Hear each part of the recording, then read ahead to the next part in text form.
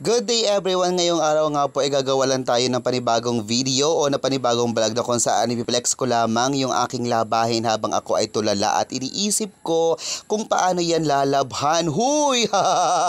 Hindi po, ang totoo po ako ay medyo mataas po ang dugo at mabilis po yung heartbeat ng aking puso, kaya po ako ay medyo nandidilim at nahihilo. At sa punto nga pong ito, ako po ay nire-relax ko yung sarili habang ginugunita ko yung mga panahon na dito kami sama-samang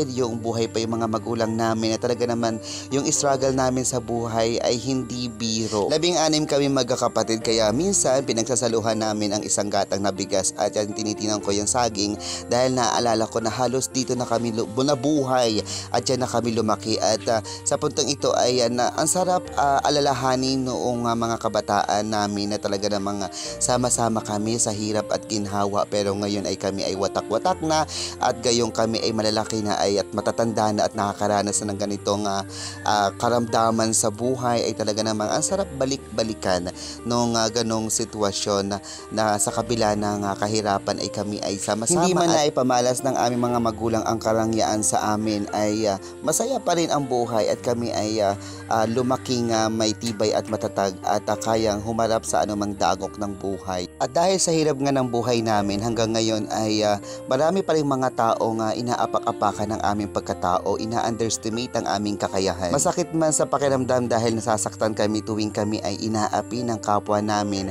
ay niyayakap na lamang namin yon at imbis na kami ay mag-rebelde o magalit sa kanila o to fight against them, ay pinapagpatuloy lang namin. Kaya sa edad kong 31 ako ay nag-decide pa rin mag-aral para mapagtapos ko yung aking sarili dahil ayokong gamitin o ayokong mamisikal na iparamdam sa mga taong nangaapi sa amin na kung ano yung kaya nila ay kaya rin namin.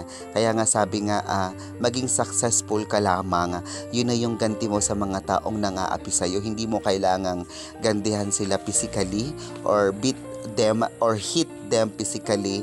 Yung maging successful ka lamang sa buhay mo, yung mapagtapos mo lamang yung sarili mo, ay sapat na yon para maipamukha sa kanila na you don't deserve to treat that way. Hindi ko nga alam kung paano tatapusin yung vlog ko. That's all for today.